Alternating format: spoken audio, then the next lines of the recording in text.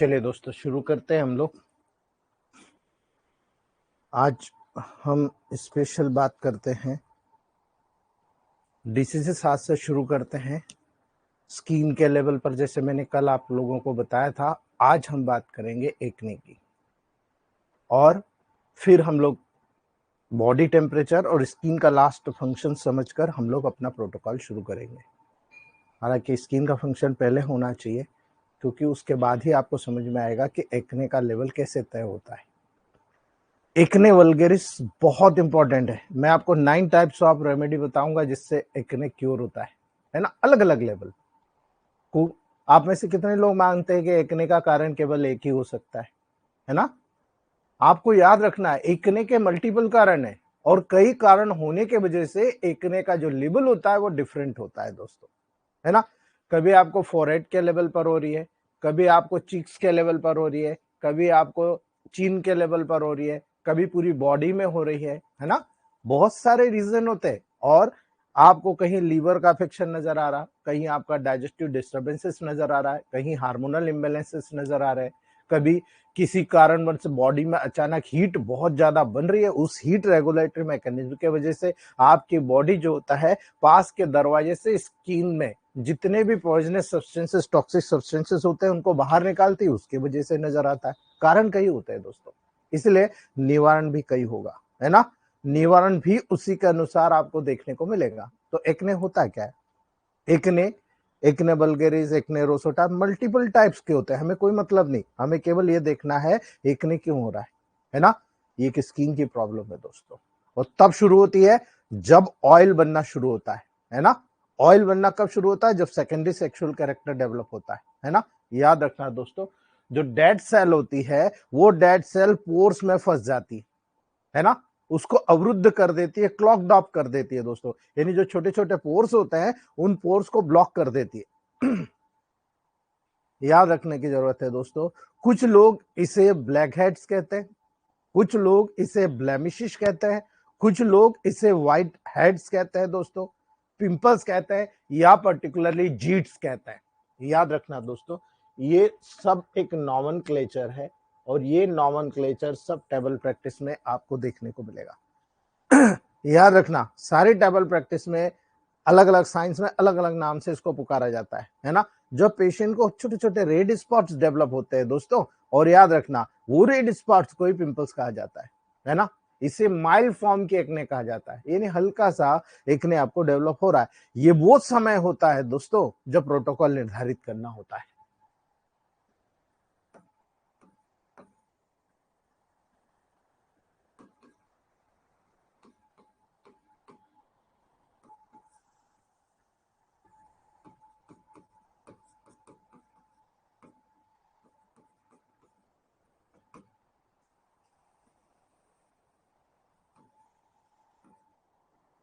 यही से ट्रीटमेंट शुरू हो जाना चाहिए आपका।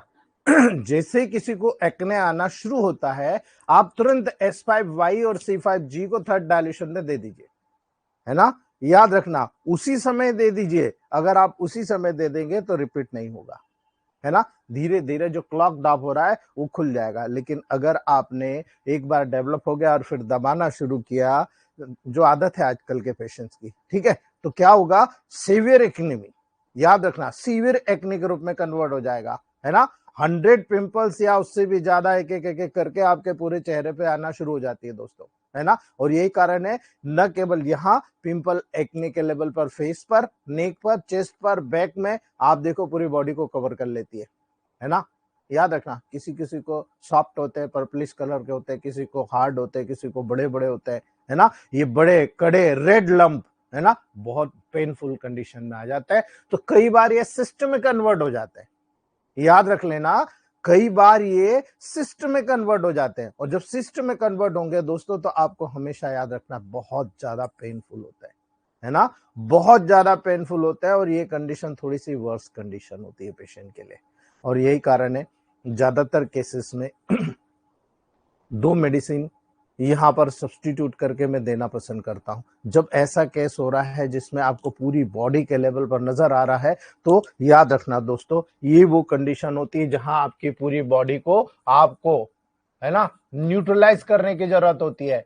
याद रखना दोस्तों, ये बहुत इंपॉर्टेंट चीजें हैं जो आपकी टेबल प्रैक्टिस को बूस्ट करती है। यहाँ अगर स्टार्टिंग में आप रोक लेते हैं तो बहुत अच्छा है, नहीं रुकती है तो L2Y अल्टरनेट C11G को आप वहां पर दे दीजिएगा दोस्तों। ठीक है, ये एक ऐसा प्रोटोकॉल होता है जो हर प्रकार के जो स्किन से रिलेटेड प्रॉब्लम्स होते हैं, कारण कोई भी हो, थोड़ा थोड़ा करके 2-3 महीने में उसको न्यूट्रलाइज कर देता है और न्यूट्रलाइज करके प्रॉब्लम को ही सॉल्व कर देता है दोस्तों, है ना। कारण के अकॉर्डिंग प्रोटोकॉल सिलेक्ट कीजिएगा। लेकिन एक्ने जो होता है ना, यंग ब्रिगेड के लिए, टीन लोजर के लिए बहुत कॉमन है, क्योंकि आपको पता है, मैंने कल ही बताया था कि टेस्टोस्टेरोन हार्मोन जब बनता है, हीट बनती है, एस्ट्रोजन प्रोजेस्टेरोन बनते हैं, तो हीट बनती है और उसी के कारण, हार्मोन्स के कारण आपकी बॉडी एडॉप्टेशन जिस दिन तक नहीं करती है तब तक आप देखो बहुत ज्यादा आपको यहाँ पर डेवलप होता है दोस्तों। याद रखना जैसे जैसे टीनेजर्स जाती है, यानी आप 15 साल 14 साल क्रॉस कर जाते हैं और डेवलप होना शुरू होता है, और जैसे 21 या 23 साल पर जाते हैं दोस्तों, ये ऑटोमेटिक ही समाप्त हो जाती है ना।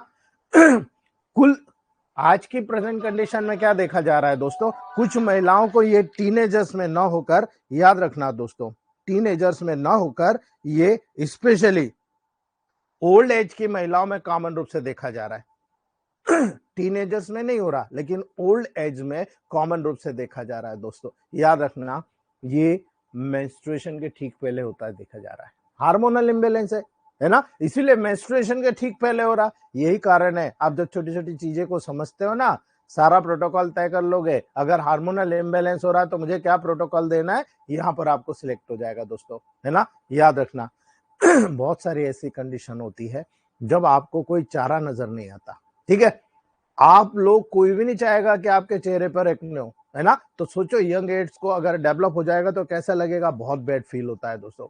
कुछ लोगों को सीवियर एक्ने हो जाती है ना, तो इतने परेशान हो जाते हैं दोस्तों कि शर्मिंदा हो जाते हैं, घर से बाहर नहीं निकल, खासतौर से लड़कियां घर से बाहर निकलती ही नहीं है ना। हालांकि केवल कुछ पिंपल्स ही वहां पर नुकसानदायक होते हैं, बाकी उसको पूरी बॉडी में ऐसा कुछ होता नहीं कि वो प्रॉब्लम क्रिएट करे दोस्तों। अच्छी बात यह है, इलेक्ट्रोमोपैथ में बहुत तरीके के प्रोटोकॉल है जिससे एक्ने को कंट्रोल में रखकर आप हार्मोनल बैलेंस कर कर आप उस पूरे प्रोटोकॉल से उस पेशेंट को ठीक कर सकते हो। ठीक है, याद रखना इस लेवल पर आपको पता लग रहा है कि ग्लैंड का सिक्रेशन बहुत ज्यादा हो रहा है, और ग्लैंड का सिक्रेशन अगर ज्यादा हो रहा है तो याद रखना H2, C2, A3, L1, WER1, WEIN1 और Y 200 डायल्यूशन में 10 ग्लोबल्स मॉर्निंग में, 10 ग्लोबल्स इवनिंग में देना चालू कर दीजिए। आप देखिएगा कुछ दिनों के अंदर जो ग्लैंड के सिक्रेशन होता है वो रिड्यूस हो जाएगा, और रिड्यूस जिस दिन हो जाए उस दिन अपने मेन प्रोटोकॉल पे आ जाइएगा दोस्तों, उसके बाद इसकी जरूरत नहीं होगी, है ना। याद रखना, ये हार्मोन को न्यूट्रल कर देगा 200 डायल्यूशन में। ठीक है, जब आप काज देखते हो तो काज आपको मैंने क्लियर करा था, एक्ने तब प्रारंभ होता है जब ऑयल या डेड स्किन सेल्स दोस्तों पोर्स में ऑब्स्ट्रक्शन डेवलप कर देती है। यदि जर्म्स इस पोर्स में प्रवेश कर जाते हैं दोस्तों, तो इसी के परिणाम स्वरूप आप देखेंगे स्वेलिंग हो रहा, रेडनेस हो रहा, पस्ट्यूल्स बन रहे हैं, पस फॉर्म हो रहा है दोस्तों, है ना। ज्यादातर लोगों में टीनेज में ही एक्ने देखने को मिलती है दोस्तों। इसलिए याद रखना, प्यूबर्टी स्टार्ट होने के बाद स्किन बहुत ज्यादा ऑयली हो जाती है, लगातार आप देखेंगे तो ऑयल आपको नजर आएगा दोस्तों। क्यों? क्योंकि प्यूबर्टी स्टार्ट होने के बाद बहुत ज्यादा टेस्टोस्टेरोन वहां पर बनने लगता है, जिससे सेकेंडरी सेक्सुअल कैरेक्टर डेवलप होता है दोस्तों। और ये जो कैरेक्टर डेवलप होंगे सीबेसिस ग्लैंड को सीबम के सिक्रेशन के लिए प्रेरित करेंगे दोस्तों। और जितना ज्यादा सीबम बनेगा वो ऑयली होता है, चिपचिपा होता है दोस्तों, है ना। कॉस्मेटिक में आप याद रखें, इसी दौरान क्या करता है ना आदमी, सुंदर दिखने के लिए आजकल क्या है कि फेसबुक, व्हाट्सएप, आपके मूवीज, है ना, इस पर क्या होता है, ज्यादातर लोगों को जो है ये नजर आता है कि हाँ जो पर्टिकुलर आपके फेस है, तो फेस के लेवल पर बहुत सारे कॉस्मेटिक प्रोडक्ट बताए जाते हैं कि ये लगा लो गोरा हो जाएगा, ये लगा लो गोरा हो जाएगा, है ना। याद रखना दोस्तों, ये सीबम जब सीक्रेट होता है तो इसी दौरान आप क्या करते हो, oily based skin products cosmetic का उपयोग करते हो, कभी नहीं करना, है ना। और यही कारण मेन होता है, तरह तरह के क्रीम लगाते हो और बदल के फिर जब बिगड़ जाता है तब एक इलेक्ट्रोमेपैथ डॉक्टर के पास आते हो, वो आप इसको ठीक कर दो, है ना। याद रखना, एक्ने की कंडीशन जब वर्स हो जाती तभी हमारे पास आता है, अगर स्टार्टिंग में आ जाए तो हमारे पास तो इतना शानदार लोशन है कि हम ऐसे चलते फिरते ठीक कर लेते हैं दोस्तों। क्यों? क्योंकि दोस्तों हम पोर को क्लॉग नहीं होने देते, अवरुद्ध नहीं होने देते, हम पूरे फेस को ऐसी मेडिसिन देते हैं जो हील करता है। हील मतलब जितना मेटाबॉलिक वेस्ट है वो बाहर निकल जाए और पोर्स को ओपन कर दे, है ना। ऐसे प्रोडक्ट जब आप यूज करते हो ना, आप देखना जब मॉडर्न साइंस के लेवल पर आप किसी भी ऑइंटमेंट या ट्यूब का उपयोग करते हो ना, वहां पर लिखा लेता है नॉन कोमेडोजेनिक, है ना। आप देखना नॉन कोमेडोजेनिक लिखा हुआ रहेगा, है ना। लेकिन क्या होता है, पढ़े लिखे लोगों को मूर्ख बनते हैं, वहां पर यूज ही नहीं करते माइंड का, देखते ही नहीं है ना। यही कारण है दोस्तों, ऐसे प्रोडक्ट नहीं यूज करना चाहिए। और यही कारण है, अगर एक बार एक पीढ़ी में आपको एक्ने डेवलप हो गया तो आपको जीन में उस प्रकार के म्यूटेशन हो जाएंगे कि नेक्स्ट पीढ़ी में भी आपके बच्चों को एक्ने देखने को मिलेगा दोस्तों, है ना। यदि आपके पेरेंट में से किसी एक को भी अगर एक्ने हुआ है तो आपको होने की संभावना बहुत ज्यादा बढ़ जाती है, याद रखना दोस्तों, है ना। क्योंकि हमारी बॉडीज है और बॉडीज के अंदर याद रखना जितने भी एंटीजेंस होते हैं वो डेवलप हो जाते हैं, और जितने भी हेरिडिटिकल एजेंट्स होते हैं या बॉडी का जो एटमॉस्फेयर बन रहा है वो एटमॉस्फेयर जेनेटिक लेवल पर वहां पर दर्ज होता रहता है दोस्तों, है ना। भाई 50 साल तक आपको कोई प्रॉब्लम नहीं है, लेकिन 50 साल बाद अचानक मान लो सिफिलिस हो गया, है ना। सिफिलिस हो गया, गोनोरिया हो गया, ट्यूबरकुलोसिस हो गया, कुछ भी हो गया, जेनेटिक एब्नॉर्मलिटीज कोई भी डेवलप हो गई, वो एज इट इज आपके बॉडी में डेवलप हो जाएगी। लेकिन वो पीढ़ी में जाएगी क्या? बिल्कुल नहीं जाएगी। क्यों? क्योंकि बच्चे तो पहले ही हो चुके हैं, है ना। अगर बिफोर में, यानी आपकी पीढ़ी में बिफोर में ये प्रॉब्लम हो गई, यानी मान लो 20-22 साल में आप, मतलब आपके पेरेंट में से किसी को रहा हो और वो आपको मिल गया, है ना, तो 20-22 साल के लेवल पर जब आप बच्चा पैदा करने के लायक बनते हैं, उस दौरान आप में जेनेटिक म्यूटेशन हो चुका होता है और वो आपके बच्चों में जाएगा दोस्तों, हेरिडिटी लेवल पर। इसीलिए एक्ने आज के समय में हेरिडिटरी भी हो गई है दोस्तों, है ना।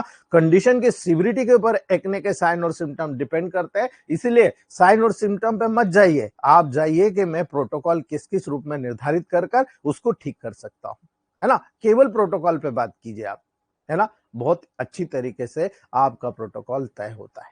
अगर आपको लगता है पेशेंट बहुत ज्यादा व्हाइट लेट्स लेकर आया, यानी प्लग्ड बहुत ज्यादा white white white white pores लेकर आ रहा, ब्लैक हेड्स लेकर आ रहा, ओपन प्लग लेकर आ रहा दोस्तों, है ना, जिसमें से लगातार ऑयल निकलता है और जो हवा के संपर्क में आता है ना, वैसे ही वो ब्राउन कलर का हो जाता है ना। इसीलिए एक्ने देखो ब्राउन कलर का हो जाता है, जैसे ही हवा के संपर्क में आए ना ब्राउन कलर का हो जाएगा, है ना। छोटे छोटे रेड टेंडर लम्स होते हैं जिन्हें आप पेप्यूल्स कहते हैं, पूरी स्किन पे, फेस पे देख लो, पेप्यूल्स देखने को मिल जाएंगे। ये जो पिंपल्स होते हैं ना, उन्हें पस्ट्यूल कहते हो आप, है ना। इसके अंदर टिप पर पस भरा होता है और ज्यादातर लोगों को अच्छा नहीं लगता तो ऊपर से फोड़ देते हैं, लेकिन अंदर से फैला देते हैं दोस्तों, है ना। मैंने कहा था आपको, जो ऊपर की लेयर होती है डेड होती है, जितना भी मटेरियल आएगा डर्मिस से ऊपर की तरफ आएगा, है ना। इसीलिए याद रखना दोस्तों, यहाँ पर बहुत ही बड़े कड़े पेनफुल लम्स स्किन के सरफेस के नीचे पाए जाएंगे, जिन्हें हम नोड्यूल्स कहते हैं। जब आप हाथ लगाओगे ना, बड़े बड़े बड़े बड़े नोड्यूल्स देखने को मिल रहा है, लेकिन पेनफुल पस भरा होता है दोस्तों, है ना। लम्स जो कि स्किन के सरफेस के नीचे पाए जाते हैं, सिस्टिक लीजन कहलाते हैं, ये कहलाता है सिस्टिक लीजन, है ना। इसीलिए एक्ने में किसी भी स्पेशल इन्वेस्टिगेशन की जरूरत नहीं होती है, केवल फिजिकल एग्जामिनेशन कीजिए, डायग्नोसिस कीजिए और अपना ट्रीटमेंट कीजिए, है ना। यही प्रोटोकॉल आपको समझ में आना चाहिए दोस्तों, ठीक है। तो ये स्टार्टिंग लेवल पर है कि स्टार्टिंग लेवल कैसे रोकना, लेकिन ये है, अगर आपके पास कोई पेशेंट आता है, इसको आप कंटिन्यू चलाइए, जिससे दाग धब्बे नहीं बनेंगे, माइंड कर लीजिएगा, स्पॉटिंग नहीं होगी, गड्ढे नहीं होंगे। लेकिन अगर गड्ढे और स्पॉटिंग अगर डेवलप हो चुकी है और फिर आप आपके पास ट्रीटमेंट कर रहे हो, तब आपको मैं डिफरेंट डिफरेंट लॉजिक बताता हूं कि डिफरेंट डिफरेंट लेवल कैसे आप यहां पर कनेक्ट कर पाओगे, ठीक है। पहली बात, कॉस्मेटिक लेवल पर बात करते हैं।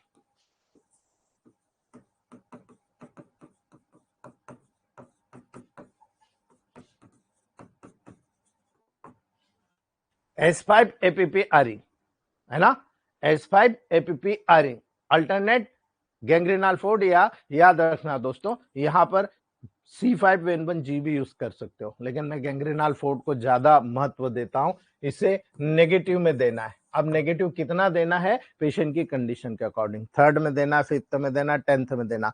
मेरा मानना है कि इन प्रोटोकॉल्स को यदि 10th डायल्यूशन से शुरू करके रिटर्न लाया जाए, इट्स अ मिरेकल। याद रखना, 10th टू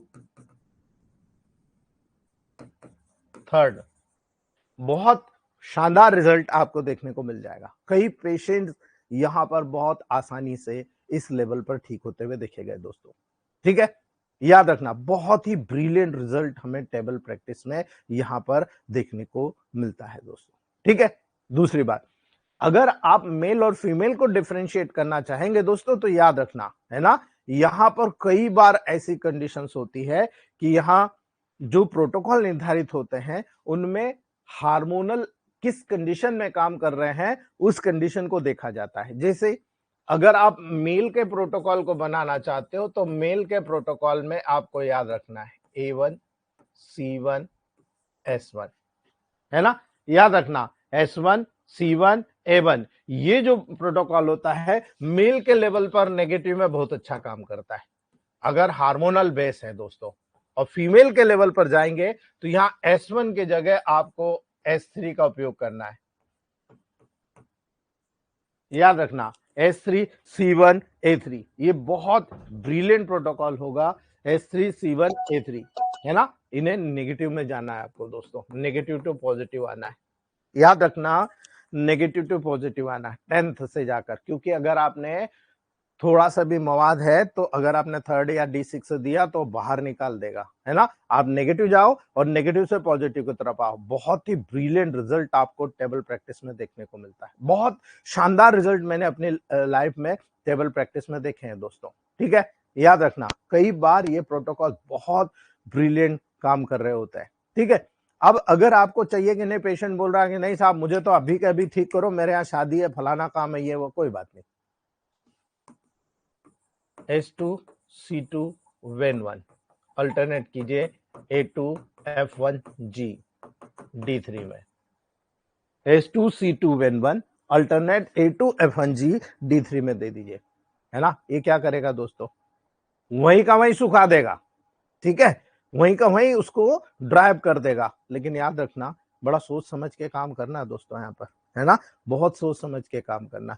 यदि आप इन दोनों मेल और फीमेल के साथ अगर आप अल्टरनेट करके गैंग्रीनाल फोर्ट सुपर अगर चला देते हैं दोस्तों, वो भी 10th डायल्यूशन में, ये सब एक ही डायल्यूशन में होना चाहिए, है ना, इसको अल्टरनेट करके 10th डायल्यूशन में चलाएंगे, it is a miracle protocol. Because दोस्तों ये इतना शानदार प्रोटोकॉल है कि मैक्सिमम जगह पर गैंग्रीनाल सुपर देने से, वो भी 10th डायल्यूशन में देने से, जितनी स्पॉटिंग होती है, जितने बॉडी में जो एक्ने डेवलप होता है, जो हार्ड एक्ने होता है दोस्तों, सारा मटेरियल सब साफ हो जाता है, आपको देखने की जरूरत नहीं पड़ती, सभी का सभी मटेरियल वहां से बहुत ही ब्रिलियंट तरीके से क्लियर हो जाता है। याद रखना इस बात को।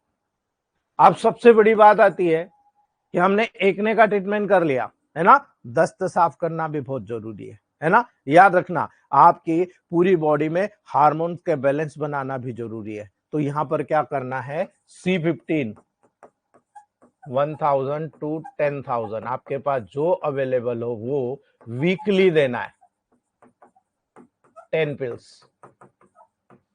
आप 10 गोली को 1 गिलास गुनगुने पानी में हर सप्ताह में एक बार दे दीजिए, है ना। आप देकर देखिएगा, 3 महीने बाद देखिएगा कि स्टमक से जो हीट पैदा हो रही थी वो रिड्यूस हो गई, और उस हीट के रिड्यूस होने से डाइजेस्टिव, हार्मोनल, किसी भी प्रकार की जो हीट थी वो बॉडी से रिड्यूस हो गई, और हीट रिड्यूस हो गई तो उस कंडीशन में बहुत तेजी के साथ में एक्ने सबसाइड हो जाता है दोस्तों।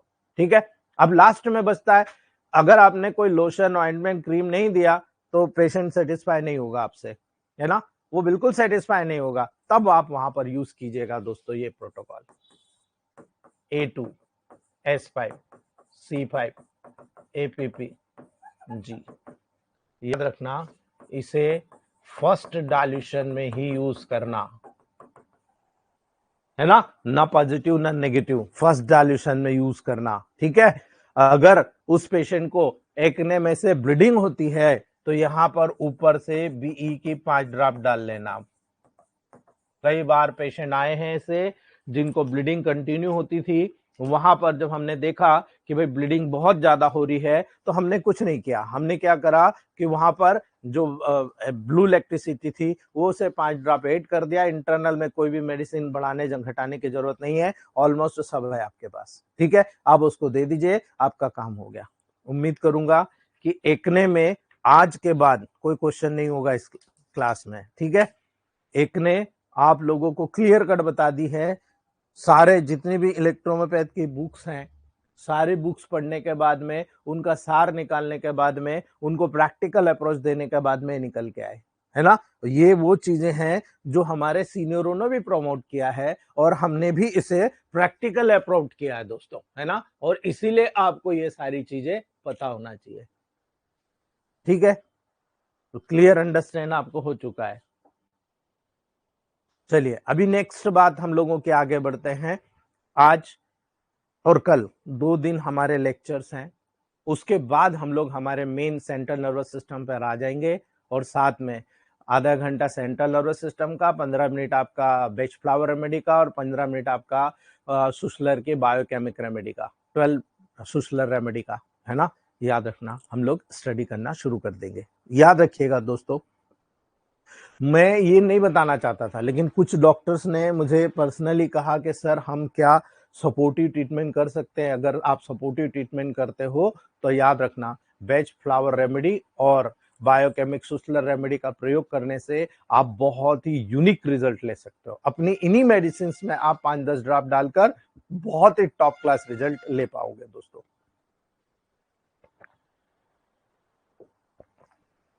चलिए स्किन की बात करते हैं, स्किन के फंक्शन की बात करते हैं, है ना। बहुत सारे लोग हैं जो केवल स्किन स्पेशलिस्ट बने फिरते हैं, है ना। जब आप उनसे स्किन के बारे में समझने की कोशिश करते हो ना, तो वो आपको 2 बातें गहराई में सुना के वहां से निकल लेते हैं, है ना। पता नहीं है दोस्तों। याद रखना, स्किन का प्राइमरी फंक्शन होता है ऑर्गन का प्रोटेक्शन करना, है ना।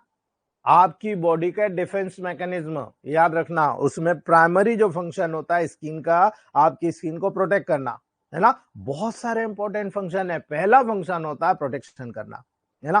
कैसे प्रोटेक्शन कर रहा है दोस्तों, बता सकते हो आप, है ना। स्किन में बॉडी के सभी ऑर्गन की कवरिंग को फॉर्म कौन करता है, स्किन फॉर्म करती है। तो बॉडी के प्रत्येक कवरिंग को फॉर्म करना स्किन का काम है, तो भी डेफिनेटली प्रोटेक्शन का काम है दोस्तों, है ना। कई फैक्टर्स होते हैं, याद रखना, स्किन के लेवल पर कई फैक्टर्स मौजूद होते हैं जो प्रोटेक्ट करते हैं आपको। अगर इन फैक्टर्स में से किसी में भी प्रॉब्लम क्रिएट होती है, आपको स्किन डिसीज हो जाती है ना। तो आपका पहला मकसद क्या होना चाहिए, कोई भी पेशेंट स्किन डिसीज लेकर आता है तो आपको ये 3 फैक्टर ढूंढना है, लिंक ढूंढना है कि इन 3 फैक्टर में से कौन पहले गया, दूसरा गया, थर्ड गया, या तीनों गए एक साथ, है ना। सबसे पहले बैक्टीरिया एंड टॉक्सिक सब्सटेंसेस, यानी कोई टॉक्सिक सब्सटेंसेस के संपर्क में तो नहीं आए, कोई बैक्टीरियल ग्रोथ आपके बॉडी में नहीं हुई, आपको सबसे पहले देखना है। दूसरा, मैकेनिकल ब्लो, यानी कहीं पर कोई चोट लगी हो, कोई इंसिजन लगा हो, चाकू लगा हो, कीली लगी हो, किसी प्रकार का कांच चुभा हो, है ना, ये तो नहीं हुआ। और तीसरा, क्या आप अल्ट्रावायलेट रेज में सबसे ज्यादा रहते हो, धूप में ज्यादा रहते हो। ये 3 ऐसे मैकेनिज्म है जो स्किन डिसीज में डायरेक्टली कनेक्ट करते हैं, है ना। आपको याद रखना है, कोई भी स्किन डिसीज इन्हीं 3 कारणों में से एक कारण से होती है, कई बार तीनों कारण होते हैं, है ना। अल्ट्रावायलेट रेस, मैकेनिकल ब्लो यानी इंजुरी के परिणाम स्वरूप, या बैक्टीरियल टॉक्सिक सब्सटेंसेस के परिणाम स्वरूप। आपको सीधा वहां पर जाना है ना। अब इसको आप कैसे समझोगे, सबसे बड़ी चीज ये होती है, आपने बोलना बहुत आसान है, समझना बहुत मुश्किल है, लेकिन आप इसको प्रैक्टिकल समझो। जब आप प्रोटेक्शन देख रहे हो बैक्टीरिया टॉक्सिक सब्सटेंसेस से, तो स्किन कैसे प्रोटेक्ट करती है, तो आपको भी उसमें घुस जाना है कि हाँ भाई स्किन ऐसे करती है, तो स्किन डिसीज ऐसी है, तो मैं क्या करूं, मैं इसके इस प्रोटेक्शन मैकेनिज्म को बढ़ाऊं, इसको स्ट्रांग कर दूं। ये स्ट्रांग हो जाएगा तो स्किन डिसीज खत्म हो जाएगी, है ना। स्किन बॉडी के ऑर्गन को कवर करती है और जितने भी ऑर्गन्स होता है उनको प्रिवेंट करते हैं। अपने स्किन के लेयर पर, बाहरी लेयर पर जो एक्सपोज होती है एयर में, डस्ट में, वहां बैक्टीरिया हमेशा पाए जाते हैं, फंगस, बैक्टीरिया, है ना, वायरस, ये सब पाए जाते हैं। एक्सटर्नल एनवायरनमेंट में सब मौजूद है दोस्तों, है ना। लेकिन जो स्किन एक्सटर्नल एनवायरनमेंट के कांटेक्ट में सदा बनी रहती है दोस्तों, वहां पर बैक्टीरियल इन्फेक्शन होने के चांसेस ज्यादा होते हैं, यदि किसी प्रकार का इन 3 में से एक कारण वीक हो गया, ठीक है। तो बैक्टीरियल इन्फेक्शन से प्रिवेंट करने का काम ये स्किन है। इसकी कंटिन्यूटी बनी हुई है, कोई प्रॉब्लम नहीं, आप हेल्दी स्टेट में हो। लेकिन कंटिन्यूटी नहीं बनी हुई है, यानी आप बहुत काम कर रहे हो, ठीक है, काम कर रहे हो, लेकिन आपकी स्किन पसीना निकाल रही है, गंदगी निकाल रही है, और आप एक ही कपड़े में 24 घंटे काम कर रहे हो, उसमें सारा डस्ट पार्टिकल ये वो, तो डस्ट पार्टिकल में बैक्टीरिया होता है, वो बैक्टीरिया पसीने में गए, पसीना दुर्गंधित होने लगा, बदबू मारने लगा, है ना, आप देखते हो ज्यादातर। और वही कंडीशन अगर रिकरेंट होती रही तो एक दिन आपके पेशेंट को फंगस हो जाएगा, है ना, फंगस हो गया, इम्यूनिटी लो हो गई, पीछे से बैक्टीरिया ग्रोथ कर जाएंगे दोस्तों, ठीक है। ये नहीं पतली गली से सब एक के बाद एक वहां पर होते, तो आपको करना क्या है, आप कहते हो भाई इम्यूनिटी को स्ट्रांग करो, इम्यूनिटी तो इतनी स्ट्रांग है, हाइपर सेंसिटिव होकर आपकी बॉडी उसको बाहर निकालने की कोशिश कर रही है, ठीक है, आपकी बॉडी वहां पर बाहर निकालने की कोशिश कर रही है, आप कह रहे हो भाई इम्यूनिटी कमजोर हो गई। आप मुझे बताओ इम्यूनिटी कमजोर हुई है क्या उसकी? आपको कैसे पता लगा कि इसको स्किन इन्फेक्शन है? आपकी बॉडी ने रेड स्पॉट बनाए, है ना, आपकी बॉडी ने इचिंग पैदा करी, तो ये क्या चीज है ना, ये आपकी इम्यूनिटी स्ट्रांग है इसलिए हाइपर सेंसिटिविटी रिएक्शन प्रस्तुत कर रही है। लेकिन आपने कभी गुड एंड बैड बैक्टीरिया का नाम सुना है? आपने कभी आपकी बॉडी में ब्लड प्यूरिफिकेशन का नाम सुना है? तो आपका यहाँ पर पहला मकसद होना चाहिए, कोई भी डिसीज क्लियर हुई तो या तो ब्लड के माध्यम से गई या लिम्फ के माध्यम से गई। और इतनी भी इलेक्ट्रोहोम्योपैथ का सिद्धांत कठिन नहीं है कि आप नहीं समझ पाओ कि vitiation of blood and lymph is the causes of disease. इसीलिए ब्लड या लिम्फ में से एक दूषित है, पहले ब्लड ही एक्यूटली दूषित होता है, लिम्फ लास्ट में दूषित होता है। इसीलिए आपको क्या करना है, ब्लड प्यूरिफिकेशन करना, देखो हमने किया, ठीक है। इसीलिए बैक्टीरियल इन्फेक्शन से प्रिवेंट करने का काम स्किन का है, तो आप सबसे पहले यहां पर प्रिवेंट कीजिए दोस्तों, है ना, याद रखना। आपको मैं एक फ्लोरा बताता हूं, लाइसोजाइम, याद रखना, लाइसोजाइम एक ऐसा एंजाइम होता है जो स्किन में सिक्रेटेड होता रहता है ना, और ये लाइसोजाइम इतना स्ट्रांग होता है, यदि आपकी बॉडी बहुत अच्छी तरीके से हेल्दी स्टेट को मेंटेन कर पा रही है, होम्योस्टेसिस को मेंटेन कर पा रही है, तो बैक्टीरिया को डिस्ट्रॉय कर देगी दोस्तों, है ना। ये आपका लाइसोजाइम बैक्टीरिया को डिस्ट्रॉय कर देता है, इतना स्ट्रांग होता है दोस्तों, है ना। इसीलिए जो किरेटनाइज स्ट्रेटम कॉर्नियम है, जो एपिडर्मिस की, याद रखना हमने पढ़ा था, मैं इसीलिए पहले पढ़ा दिया था आपको, जो स्ट्रेटम कॉर्नियम है, जो एपिडर्मिस की लेयर है, वो स्किन के प्रोटेक्टिव फंक्शन के लिए रिस्पॉन्सिबल होती है। जो एक्सटर्नल है, ये प्रोटेक्टिव फंक्शन के लिए रिस्पॉन्सिबल लेयर है दोस्तों, और ये लेयर एसिड्स और एल्कलाई जैसे टॉक्सिक मटेरियल के अगेंस्ट भी रेजिस्टेंस प्रदान करती है दोस्तों। एल्कलाई और एसिडी को आप बहुत सारा देखो, आप केमिकल लगा रहे हो रोजाना, क्रीम लगा रहे हो तरह तरह के दोस्तों, बहुत सारी एल्कलाइड होती है, बहुत सारी एसिडिक होती है ना, उससे भी आपको प्रिवेंट करने का काम कर रहा है दोस्तों, है ना। याद रखना, अगर स्किन में किसी भी प्रकार से रगड़ लग गई, है ना, इंजुरी हो गई दोस्तों, तब एक्सटर्नल एनवायरनमेंट के एक्सपोजर में आ जाएगा आपकी बॉडी, है ना। और ये वो कंडीशन होती है, आज आपको खरोच लगी, आपने ध्यान नहीं दिया, वो धूल में जा रहे हो आप, है ना, तो उस खरोच में से बैक्टीरिया अंदर चला गया, और बैक्टीरिया अंदर चला गया दोस्तों, तो बैक्टीरिया के इन्वेशन के कारण इन्फेक्शन उत्पन्न हो गई, है ना।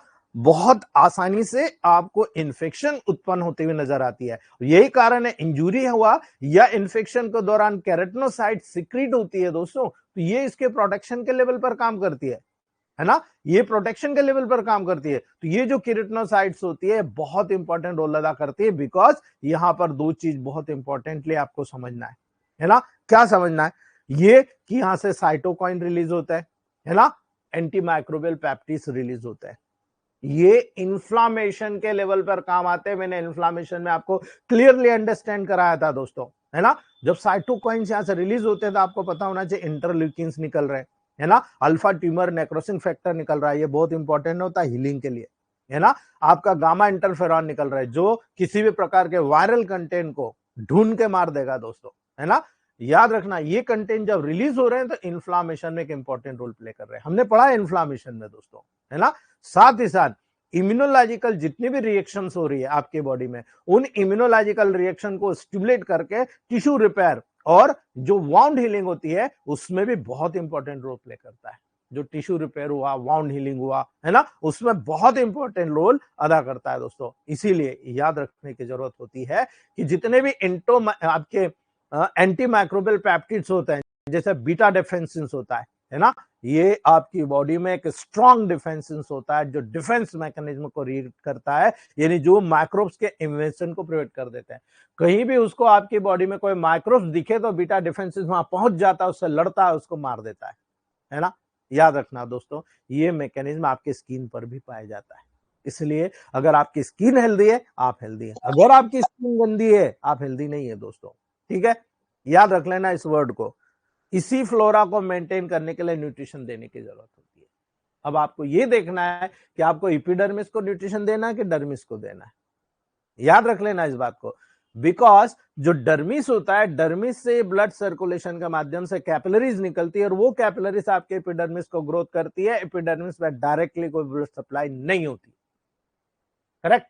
तो आप ऊपर के साइड से, आप जैसे एकने में मैंने बताया A2S5C5 है ना, आपको एपीपीजी ये बताया, ये ऊपर से बताया, एक्सटर्नल, इंटरनल नहीं बताया। तो S5C5 वाला एक्सटर्नल दे दो, S3C3 वाला इंटरनल दे दो।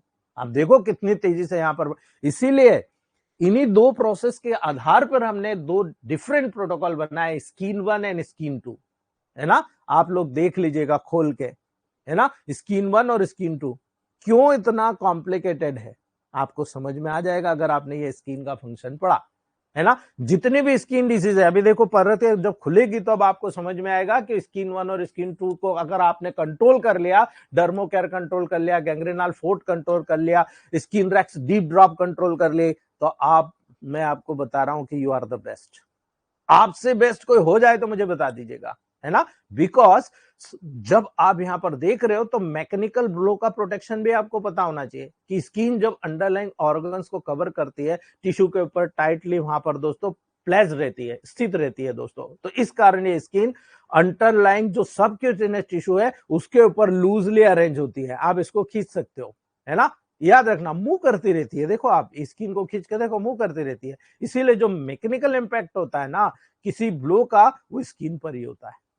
जितना भी मैकेनिकल ब्लो होगा स्किन के ऊपर होगा, इसीलिए अंडरलाइंग टिश्यू पर ट्रांसमिटेड नहीं होता, बिकॉज स्किन के नीचे सबक्यूटेनियस फेट होता है, कनेक्टिव टिश्यू होता है ना। ये सारा यहां पर जितना भी आप ऊपर से दबाव प्रेशर जो अटैक कर रहे हो वो सहन कर लेगा, आपके अंदर के ऑर्गन पर नहीं आएगा। लेकिन यदि शार्प या ब्लंट इंजुरी हुई, है ना, आप गिर गए ऊपर से, भाई आपको चोट लग गई लेकिन ब्लड नहीं निकला, बहुत डेंजरस है ना। जैसे हेड इंजुरी हुई, ब्लड नहीं निकला, ब्रेन हेमरेज होकर मर सकता है पेशेंट, है ना। लेकिन ब्लड निकल गया, आप मान लो कि ये अब चांसेस है 50-50 बच जाएगा, है ना। यही कारण है दोस्तों, मैकेनिकल ब्लो का प्रोटेक्शन करने का काम स्किन का है, लेकिन अगर वो अलग अलग हो गई फिर आप ब्लो को मेंटेन नहीं कर पाओगे दोस्तों। दूसरा, अल्ट्रावायलेट रेस के लेवल पर आप देख रहे हो स्किन, आप जब धूप में जाते हो लगातार काम कर रहे हो, काले हो गए, आप घर पे आए आप बिल्कुल गोरे हो गए। बिकॉज दोस्तों स्किन बॉडी के सनलाइट को अल्ट्रावायलेट रेस से प्रोटेक्ट करने का काम करता है ना। सनलाइट का एक्सपोजर हो या किसी भी अल्ट्रावायलेट रेस के अन्य सोर्सेस का एक्सपोजर होने पर दोस्तों स्किन के जो मेलेनिन पिगमेंट है उसका प्रोडक्शन इंक्रीज हो जाता है। याद रखना इस बात का, है ना। स्किन में जो मेलेनिन पिगमेंट है उसका प्रोडक्शन इंक्रीज हो जाता है, आप देखो काले पड़ गए। आपको ये पता होना चाहिए दोस्तों, जब मेलेनिन अल्ट्रावायलेट को एब्जॉर्ब कर लेता है दोस्तों, पूरा एब्जॉर्प्शन हो जाता है ना, उसी समय पर जो स्ट्रेटम कॉर्नियम की जो थिकनेस है ना वो इंक्रीज हो जाती है। इस कारण से आपको लगता है कि यार ये काला पड़ गया, है ना। मेलेनिन जब वहां पर अल्ट्रावायलेट रेस के लेवल पर एब्जॉर्प्शन करना शुरू करेगा तो स्ट्रेटम कॉर्नियम की जो थिकनेस होती है ना वो इंक्रीज हो गई, और वो थिकनेस जब इंक्रीज हो गई तो याद रखना एपिडर्मिस की यह लेयर भी अल्ट्रावायलेट रेस को एब्जॉर्ब कर लेगी दोस्तों। यानी जो थिकनेस है वो भी एब्जॉर्ब कर लेगी और ज्यादा मोटी हो जाएगी। आप देखो आदिवासी लोगों को दिन भर जो बेचारे खेत में काम करते हैं, धूप में काम करते हैं, देखो काली स्किन लेकर आते हैं, है ना। और जो बिल्कुल बिल्कुल एसी में बैठकर काम करते हैं, देखो उनकी स्किन कितनी अलग होती है ना। लेकिन अगर आप रेजिस्टेंट देखोगे तो इनको बहुत ज्यादा प्रॉब्लम आएगी जो एसी में बैठे हुए हैं, और जो वो काम करते हैं उनको कुछ नहीं। कोरोना के लेवल पर देख लो, मुझे बताओ एक भी आदिवासी भाई बहन मरे हो तो, है ना। जो दारू पी रहे हैं, जो बहुत गलत काम कर रहे हैं, जिनकी इम्यूनिटी कम है उनको छोड़ दो, जो मेहनती है उनको बताओ कितने लोगों को सर्दी आई, खांसी आई, कोरोना आया गया, पता नहीं चला उनको दोस्तों, एक भी नहीं मरा, है ना। क्योंकि उनकी हर्ड इम्यूनिटी है, उनकी स्ट्रांग इम्यूनिटी है, इसलिए यहां पर आपको समझने की जरूरत है। करेक्ट। अब बात आती है कि आपने इतनी बात पढ़ ली तो आपको यह याद रखना है कि स्पाइनल कार्ड का, ब्रेन का, नर्वस सिस्टम का सीधा कनेक्शन स्किन पर है दोस्तों, है ना। याद रखना सेंसरी फंक्शन। स्किन बॉडी के लार्जेस्ट सेंस ऑर्गन का निर्माण करता है, यानी आप इसको कंसीडर करते हो कि बहुत बड़ा सेंस ऑर्गन है हमारी बॉडी का, क्योंकि स्किन के नीचे जो बहुत सारी नर्व एंडिंग्स होती है वो पाई जाती है ना। याद रखना, ये एक प्रकार का स्पेशलाइज्ड क्यूटेनियस रिसेप्टर्स होते हैं दोस्तों, उसके रूप में पाई जाती है ना। ये receptor touch, pain, pressure, temperature sensation के द्वारा लगातार स्टिमुलेटेड होते हैं, जो हम अभी सेंट्रल नर्वस सिस्टम में पढ़ने वाले हैं दोस्तों। याद रखना, टच, पेन, प्रेशर, ये टेम्परेचर सेंसेशन, ये सब आपको पढ़ना है दोस्तों, है ना। और इसीलिए याद रखना, है ना, ये जब स्टिमुलेटेड होते हैं और इनके जो अफरेंट नर्वस सिस्टम होता है, इस अफरेंट नर्वस सिस्टम के माध्यम से इन जितने भी सेंसेशंस होता है इनको ब्रेन में भेजा जाता है। ब्रेन के लेवल पर इनका डिफरेंट सेंसेशन का परसेप्शन होता है, परसेप्शन होकर ब्रेन इसको पता लगाता है कि हाँ साहब ये पाटीदार है जो पढ़ा रहा है, और आप सुन रहे हो तो बता रहा है कि देखो पाटीदार पढ़ा रहा है, ये चीजें आपको बता रहा है, आप उसको सेंसेशन को अडॉप्ट करते हो, अच्छी चीजों तो अडॉप्ट कर लेते हो, बाकी भूल जाते हो। ठीक है, ये चीज है दोस्तों कि ये चीजें सेंसरी नर्व सिस्टम से जुड़ी होती है, तो सेंसरी फंक्शन भी स्किन का होता है ना। अब आप याद रख लेना, जब सेंसरी फंक्शन होता है तो इसी सेंसरी फंक्शन का उपयोग तो कर रहे हो आप एक्सटर्नल एप्लीकेशन में। अगर आपको इन सेंसरी फंक्शन का पता नहीं है तो आप कैसे कर रहे हो। आपको कहा भाई एक व्यक्ति का यूरिन फ्लो नहीं हो रहा है ना, आपने आरी को यूरिनरी ब्लैडर पे लगा दिया, आरी को यूरिनरी ब्लैडर पे लगा दिया, आपने आरी को लंबोसेक्रल जॉइंट पे लगा दिया। 1 घंटे बाद इतनी तेजी से यूरिन पास आउट हुई कि पेशेंट हक्का बक्का रह गया कि मुझे 15 दिन से ये पर्टिकुलर जो है कैथेटर लगा हुआ था, लेकिन इतनी यूरिन पास नहीं हुई जितनी 1 घंटे में हो गई, है ना। ये क्यों हुआ, ये सेंसेशन के माध्यम से हुआ। अगर आपको पता है ना सेंसेशन ऐसे हो रहा, तो आप बहुत आसानी से सेंसेशन को समझ जाओगे कि भाई हाँ सेंसेशन ऐसे काम करता है। ठीक है, ये बहुत इंपॉर्टेंट रोल है दोस्तों, है ना। एक पेशेंट आया, बहुत ज्यादा मैस्टरबेशन किया था, हस्तमैथुन किया था, वो नपुंसक हो गया, इंपोर्टेंट हो गया, उसको लगता है पेनिस का साइज छोटा हो गया, भाई स्ट्रेंथ कम हुई है ना। उस कंडीशन में क्या करोगे, दो चीजें, या तो S10 A3 F1 C5W का स्प्रे कर दो, या S3 RE का स्प्रे कर दो। ये दोनों इतना बेस्ट प्रोटोकॉल है, स्प्रे करने से तुरंत वहां पर रीजनरेशन शुरू करता है और सर्कुलेशन को बढ़ाते हैं, इंटरनल मेडिसिन एक्स्ट्रा। ठीक है, याद रखना। तो सेंसेशन फंक्शन, अगला फंक्शन होता है स्टोरेज फंक्शन, यानी आपके स्किन में फैट स्टोर हो रहा है, वाटर स्टोर हो रहा है, क्लोराइड स्टोर हो रहा है, शुगर स्टोर हो रही है दोस्तों, और इन्हीं का प्रयोग करके आपकी स्किन फटाफट यहां पर एनाबोलिक कैटाबोलिक प्रोसेस को परफॉर्म करती है। बिकॉज जितनी भी क्यूटेनियस ब्लड वेसल्स होती है उनके डायलेटेशन के द्वारा भी ये ब्लड को स्टोर करता है। आप देखते हो ना अर्टिकारिया हो रहा है ना, देखते हो ना रेडनेस हो रही साहब, फंगल इन्फेक्शन हो रही, तो क्या हो रहा है, आपकी जो कैपिलरीज है पेरिफेरल रीजन पे वो डायलेट हो रही है, उसमें से फ्लूइड निकलकर स्किन के नीचे कलेक्ट हो रहा, उसी के कारण रेडनेस नजर आ रहा। ठीक है, ये स्टोरेज फंक्शन होता है स्किन का, जो इंडिकेट करता है कि साहब आपको गर्म और ठंडा, शीत पित्त अर्टिकारिया हो गया, आपको फंगल इन्फेक्शन हो गया, है ना। इसीलिए आपको याद रखने की जरूरत है दोस्तों। ठीक है, अगला फंक्शन होता है सिंथेटिक फंक्शन। सिंथेटिक फंक्शन बहुत इंपॉर्टेंट होता है। अगर आप ओस्टियोआर्थराइटिस, ओस्टियोपोरोसिस, रोमेटिक अर्थराइटिस के लेवल पर ट्रीटमेंट करना चाहते हैं तो आपको याद रखना होगा पेशेंट को धूप खिलाना होगी, है ना, पेशेंट को धूप खिलाना होगी, और वो भी सुबह मॉर्निंग की जो धूप होती है उसे पीठ के लेवल पर आपको खिलाना है। क्यों, बिकॉज विटामिन D3 का स्किन में सिंथेसिस, याद रखना दोस्तों, कोलेस्ट्रॉल पर सनलाइट से इफेक्ट से अल्ट्रावायलेट रेस के एक्शन के द्वारा होती है। मैं बता चुका हूं आपको कि कैसे लीवर गट्स के माध्यम से जितना भी कोलेस्ट्रॉल प्रिपेयर करेगा, तो कोलेस्ट्रॉल बहुत इंपॉर्टेंट चीज है, लेकिन जरूरत से ज्यादा बनाना आर्टेरियोस्क्लेरोसिस डेवलप करेगा, एथेरोस्क्लेरोसिस डेवलप करेगा, हार्ट अटैक की तरफ ले जाएगा, कोरोनरी आर्टरी ब्लॉकेज की तरफ ले जाएगा। ठीक है, इसीलिए आप अगर उस कोलेस्ट्रॉल को विटामिन डी में कन्वर्ट कर देते हो तो ये कोलेस्ट्रॉल कम हो जाएगा। अब आप धूप में जाते ही नहीं हो, आपको धूप में जाना चाहिए, धूप में जाइए, लीवर का प्रोटोकॉल चलाइए, आपका कोलेस्ट्रॉल नहीं बढ़ेगा। लीवर इसी कोलेस्ट्रॉल को विटामिन डी में स्किन के अल्ट्रावायलेट रेस की उपस्थिति में बहुत आसानी के साथ में दोस्तों अल्फा 25 अल्फा कोलिकैल्सिफेरॉल की उपस्थिति में इसको विटामिन D3 में कन्वर्ट कर देगा दोस्तों, जो किडनी के माध्यम से निकलता है। याद रखना इस बात को, है ना। यही कारण है, आप ये बारीक चीजें समझ गए तो आपका प्रोटोकॉल बनाना बहुत ईजी हो जाएगा आपको, है ना। अगली बात करते हैं, बॉडी टेम्परेचर का रेगुलेशन होना, इसके बाद का चैप्टर वही है। कि आपकी बॉडी का टेम्परेचर स्किन कैसे करता है। स्किन बॉडी टेम्परेचर को रेगुलेट करने में एक बहुत इंपॉर्टेंट रोल प्ले करता है। जब आपकी बॉडी में बहुत ज्यादा एक्सेसिव हीट होती है, रेडिएशन कंडक्शन सिस्टम, आपका कन्वेक्शन, आपका यूओप्रेशन के द्वारा बॉडी के माध्यम से स्किन की जो हीट होती है उसको लॉस कर दिया जाता है ना। कैसे होगा भाई? स्किन की जो स्वीट ग्लैंड्स हैं, वो स्वीट ग्लैंड्स बहुत ज्यादा मात्रा में स्वीट को प्रोड्यूस कर रही है ना। अब स्वीट कब प्रोड्यूस होगा? गर्मी में आप देखो कितना स्वीट प्रोड्यूस होता है ना। आप जब हीट के लेवल पर जा रहे हो तो हीट लॉस में एक बहुत ही एक्टिव पार्ट के रूप में रोल प्ले करती है दोस्तों स्किन, है ना। सीबम में जो लिपिड होता है ना, जो लिपिड कंटेंट पाया जाता है, वो कोल्ड एनवायरनमेंट से बॉडी से हीट के लॉस को प्रिवेंट करता है ना। दोनों चीज आपको बता रहा हूं। स्वीट ग्लैंड, पसीने की ग्रंथियां पसीने को बाहर निकालती है, बाहर निकालेगी तो जो आपके बॉडी की गर्मी है वो उस पसीने के माध्यम से बाहर आ रही। अब वो गर्मी जब आपके हवा के संपर्क में आएगी, वाष्पीकृत हो जाएगी, इवोपरेटेड हो जाएगी। इवोपरेट होगी तो आपकी बॉडी की हीट इवोपरेशन के द्वारा वातावरण में छोड़ दी गई, अर्थात आपकी बॉडी से हीट का लॉस हो गया। अब आपकी बॉडी कोल्ड के एटमॉस्फेयर में आई तो सीबेट ग्लैंड काम नहीं करेगी, सीबेसियस ग्लैंड काम करेगी। सीबेसियस ग्लैंड सीबम को सीक्रेट करेगी और सीबम में लिपिड होता है और लिपिड एक लेयर बना देगा जो बॉडी की हीट को वहीं के वहीं रख लेगा, अंदर के अंदर रख लेगा, बाहर नहीं भेजेगा और अंदर के अंदर रख लेगा। इसीलिए कोल्ड इन्वायरमेंट में, ठंड के दिनों में यही लिपिड्स अगर आपके बॉडी में अच्छा है तो आपकी बॉडी बहुत आसानी से हीट के लॉस को प्रिवेंट कर जाएगी। और यही हीट प्रोडक्शन और हीट लॉस के बीच में अगर बैलेंस है तो आप हेल्दी स्टेट में हो, आपको ठंड में ठंड नहीं लगेगी, गर्मी में गर्मी नहीं लगेगी, एक नॉर्मल वे में करता रहेगा कंट्रोल।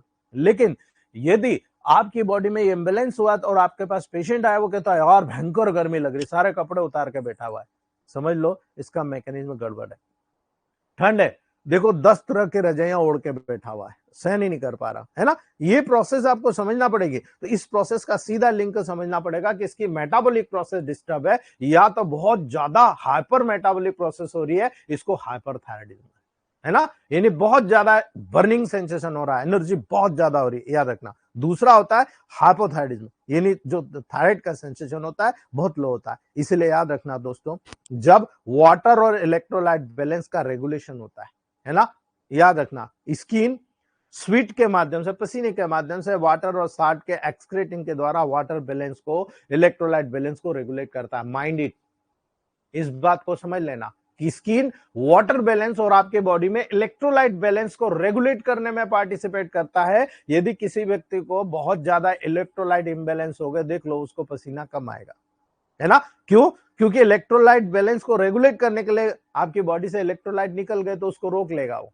है ना। इसके विपरीत यदि इलेक्ट्रोलाइट ज्यादा है तो देखो आपके बॉडी से पसीने को बढ़ाकर वहां से इलेक्ट्रोलाइट्स को निकाल देगा। अगर आपको ये गट्स है ना, दुनिया की कोई ताकत आपको नहीं रोक सकती। मैंने कहा S6C6L1YB, D5 या D6, दो में से एक प्रोटोकॉल दीजिए, आप देखिए इलेक्ट्रोलाइट इंबैलेंस नॉर्मल हो जाएगा। क्योंकि यूरिन को कितना बढ़ाना, यूरिन को कितना घटाना, ये किडनी के ऊपर होता है। आप YB दोनों दे रहे हो, रिलैक्स भी कर रहे हो और न्यूट्रिशन भी दे रहे हो, नहीं हाँ नहीं हाँ करवा रहे हो, यानी दोनों चीज आप बैलेंस कर रहे हो, है ना। इसीलिए एक्सक्रीटिव फंक्शन, यानी स्किन, आपको मैंने कहा ना यूरिन को ले लो और आपका पसीना ले लो, टेस्ट करवा लो, जो यूरिन का कॉन्सेंट्रेशन होता है सेम वैसा वैसा आपका पसीने का भी कॉन्सेंट्रेशन होता है। क्यों? क्योंकि स्किन यूरिया के लेवल पर, साल्ट के लेवल पर, फैटी सब्सटेंसेस के लेवल पर, जितने भी वेस्ट मटेरियल होता है दोस्तों, उसकी स्मॉल क्वांटिटी को जो पास में से निकाल सकते हैं, डाइल्यूटेड पार्ट है, उसको आपकी स्किन में से बाहर निकाल देता है, एक्सक्रीट कर देता है दोस्तों,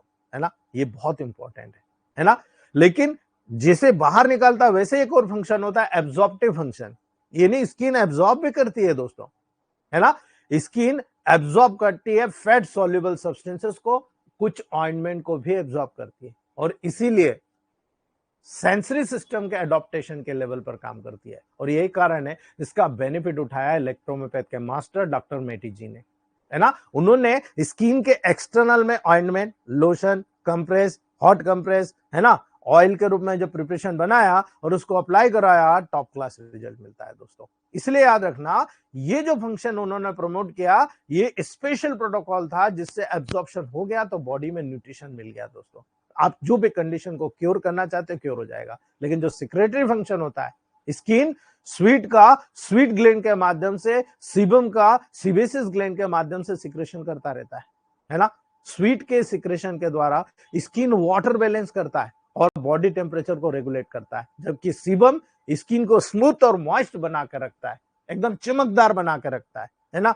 आप देखते हो किसी का स्किन एकदम डल है, आप समझ जाओ कि हाँ सिक्रेशन सीबम का नहीं हो रहा, और किसी की स्किन बिल्कुल चमक मार रही है, आप समझ जाओ कि यहाँ सेल फुली हुई है, अर्थात सेल के अंदर फ्लूइड पर्याप्त मात्रा में, इसीलिए सीबम का सिक्रेशन हो रहा, बिल्कुल चमकदार कंडीशन है। लेकिन डल रहता है वहां पर स्किन सिकुड़ी हुई रहती है ना, वहां पर आप देखो सीबम का सिक्रेशन भी कम होगा, इसीलिए प्रॉब्लम आपको देखने को मिलेगी। ठीक है, it is all about skin, but I have give you some protocol.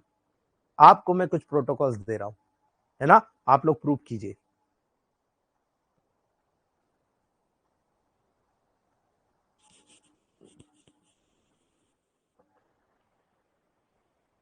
आपको ये प्रूफ करना है। आप में से कई लोग पीडीएफ देख चुके हैं, है ना, मैं ऑलरेडी स्किन के लेवल पर आपको बता चुका हूं।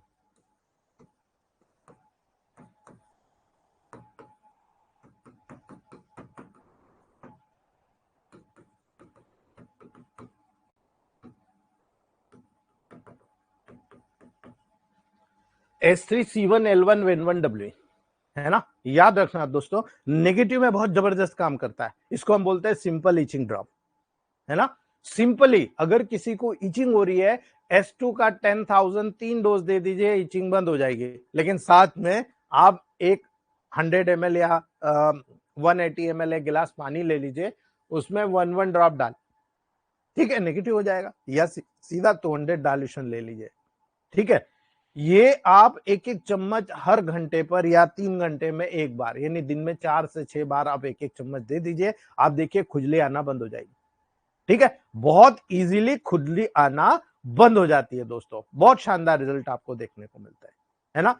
अब दूसरा केस इसी प्रकार का, एक व्यक्ति जो एक्जिमा लेकर आया, है ना, बहुत ज्यादा इचिंग आ रही साहब, और खुजाल खुजाल के घाव कर लिया, है ना। वाउंड इचिंग एक्जिमा अगर डेवलप हो रहा है तो क्या करोगे आप?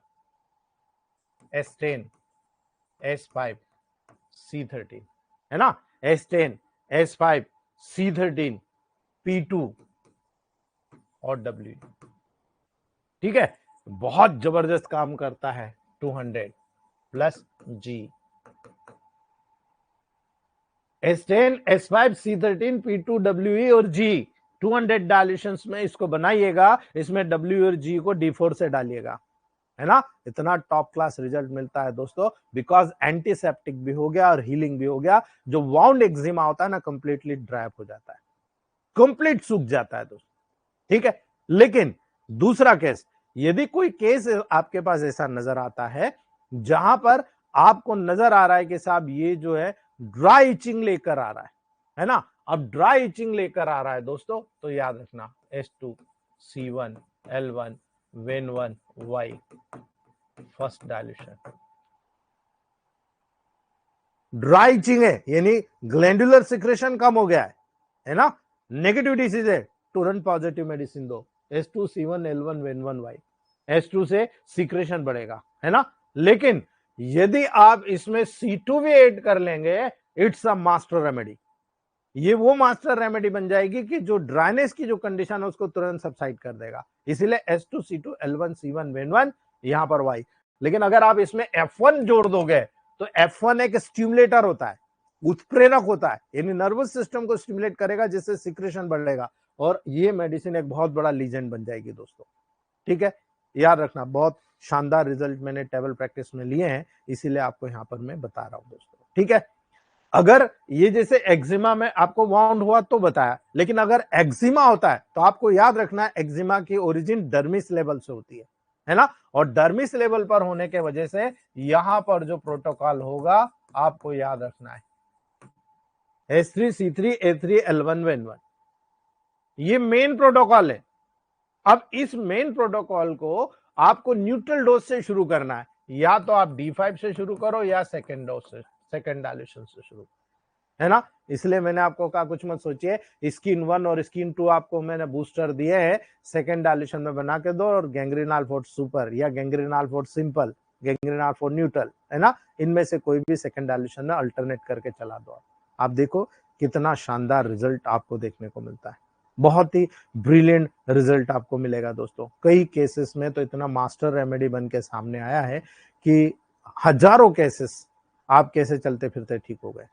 ठीक है, आज के समय में ईयर का एक्जिमा बहुत देखने को मिल रहा, और ईयर का एक्जिमा अगर आपको देखने को मिलता है तो याद रखना ये लोब्यूल्स होता है ना, और लोब्यूल्स पर बहुत अच्छा रोल होता है S2A1F1, है ना।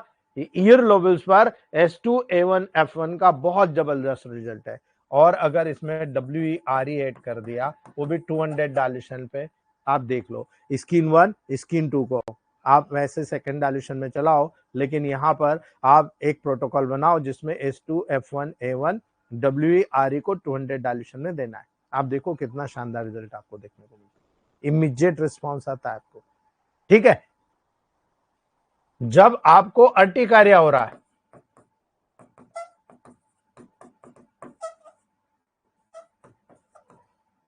S5 C5 A3 F1 when 1 L1, याद रखना दोस्तों ये बहुत अच्छा है, लेकिन इसमें अगर आपने बी ऐड कर दिया और इसको 200 डायल्यूशन में दे दिया, है ना, 200 डायल्यूशन में दे दिया, लेकिन याद रखना यहां पर हाइपर सेंसिटिविटी डेवलप हो रही है। इससे आप मॉर्निंग में दो अल्टरनेट करके दोस्तों A3 वर1 Y, है ना, यहां पर S1 C3 S3 200 नाइट में दो,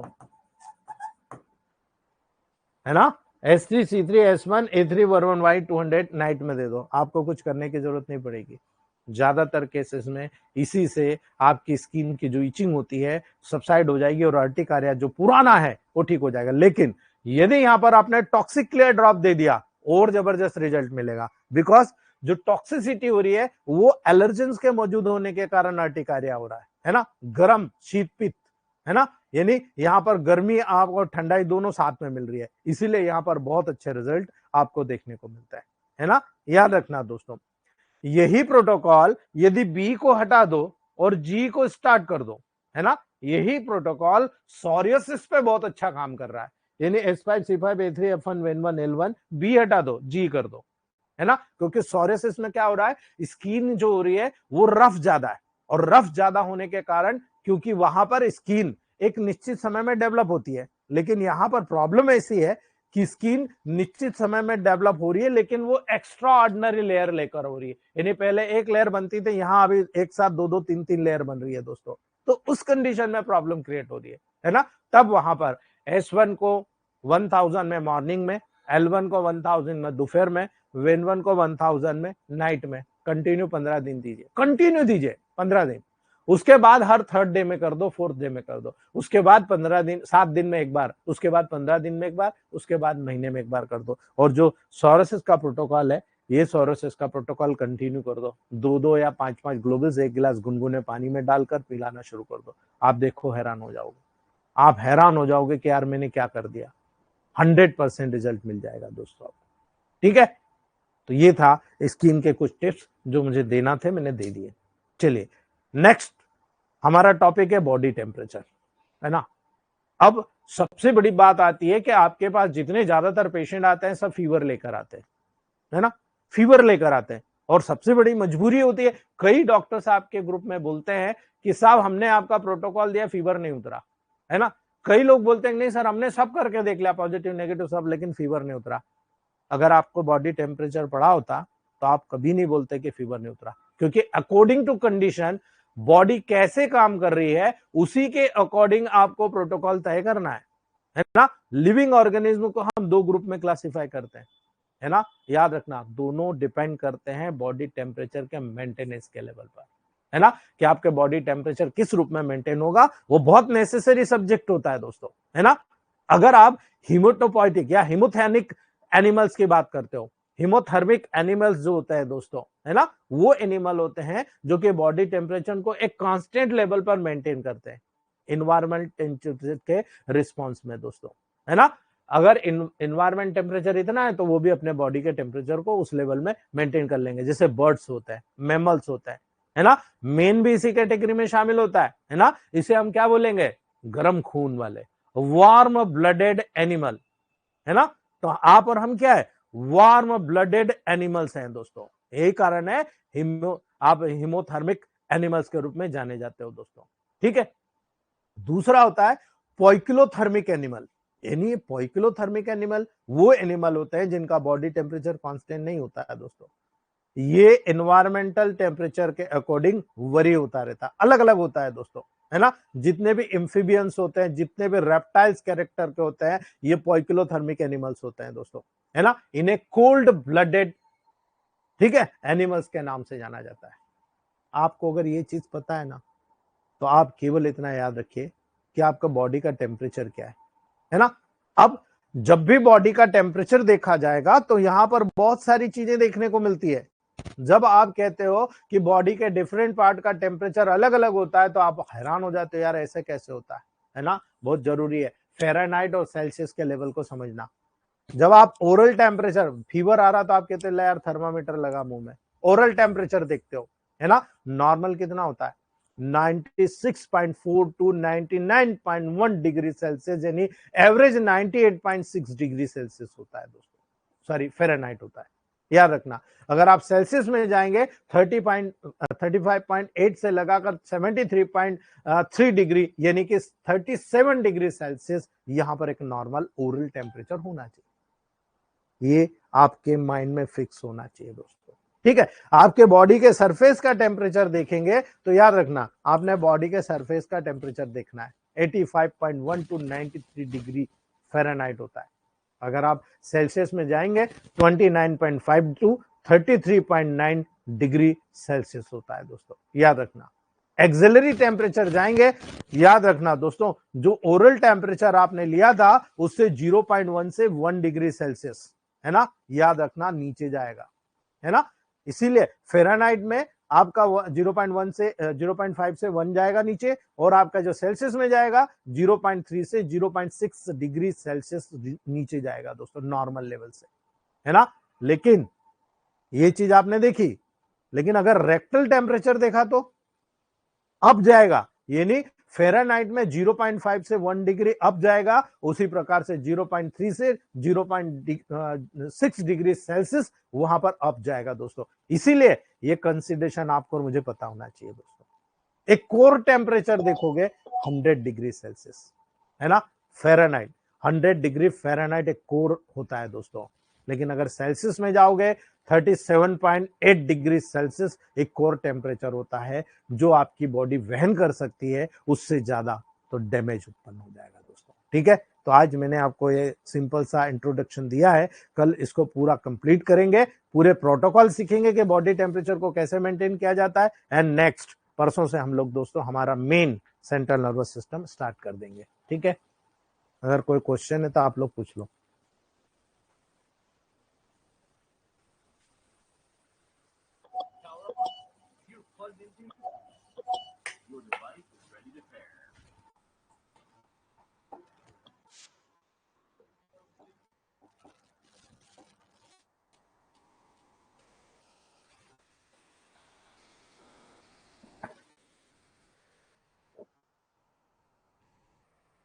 प्रवीण पाटिल सर, डॉक्टर प्रवीण पाटिल जी,